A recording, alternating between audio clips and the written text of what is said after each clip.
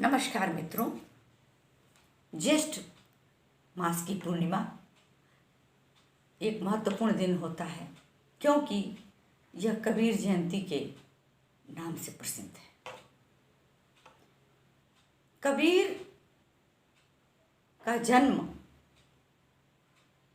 आखिर क्यों मनाया जाए, क्यों याद किया जाए, एक बहुत बड़ा प्रश्न है। दरअसल कबीर अपने समय में जितने प्रासंगिक नहीं थे उससे अधिक प्रासंगिक आज है। कबीर के व्यापक व्यक्तित्व का चिंतन करते हुए अनेक आयाम सामने आते हैं। कभी वो क्रांतिकारी कवि के रूप में, कभी समाज सुधारक के रूप में और कभी दार्शनिक के रूप में प्रतीत होते हैं।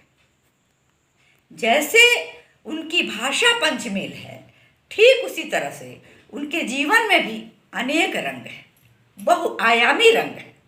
पर सभी रंगों में एक सामयिकता, एक समरसता है।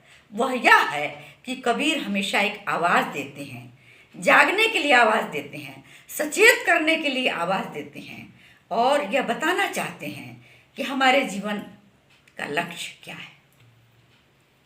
कबीर ने समाज सुधार के लिए इकाई का चयन किया।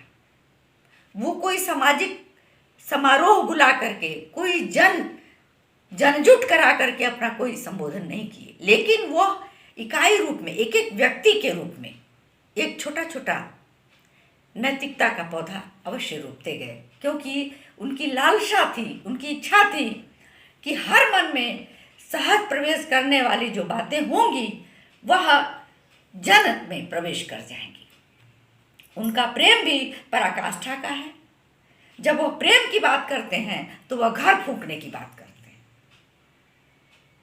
वह प्रेम जो संचय की बात करे, जो लिप्सा की बात करे, जो मुट्ठी बंद करने की बात करे, वह प्रेम है ही नहीं। कबीर का प्रेम कि जो घर फूंके अपना चले हमारे साथ। पर्यावरण के पक्ष रखते हुए भी वो कहीं पीछे नहीं हटते हैं। आज पर्यावरण यदि हमारे लिए प्रासंगिक है तो उन्होंने बहुत पहले ही ये कह दिया था कि वृक्ष कबहु नहीं फल बके, नदी न संचय नीर, परमारथ के कारणे संतन धरा शरीर।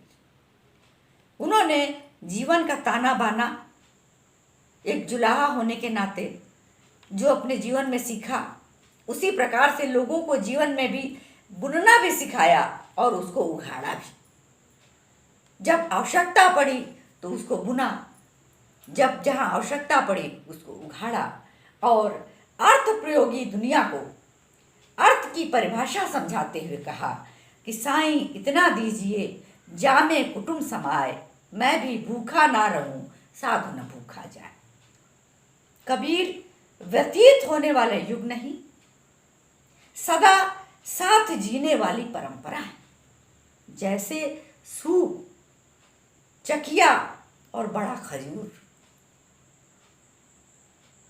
वो किसी को नसीहत देने से चूकते नहीं। जैसे घर का कोई बड़ा बुजुर्ग हो और उन्हें याद करते हुए निश्चित रूप से हम उनकी प्रासंगिकता को याद कर रहे हैं।